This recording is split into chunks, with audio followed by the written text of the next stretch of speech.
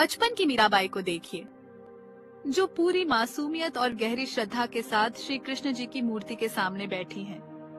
उनके चारों ओर का वातावरण भक्तिमय है, जहां फूलों की महक और भजन की मधुर ध्वनि गूंज रही है। मीराबाई की आंखों में भक्ति की चमक है और उनके हाथों में पूजा की थाली।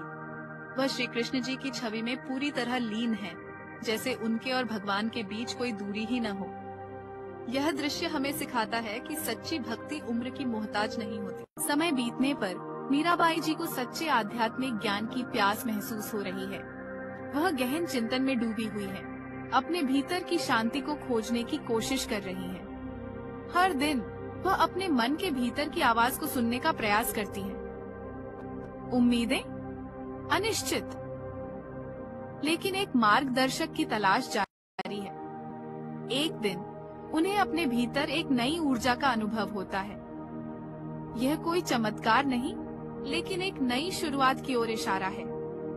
समय के साथ उनकी आत्मा में एक अद्वितीय शांति का अनुभव होता है। आत्मविश्वास जागृत। अब मीराबाई जी को अपने मार्ग पर पूरा विश्वास है। आध्यात्मिक यात्रा में शामिल हों और अपनी कहानी साझा कर। मीराबाई जी संत रविदास जी के पास पहुंचती हैं।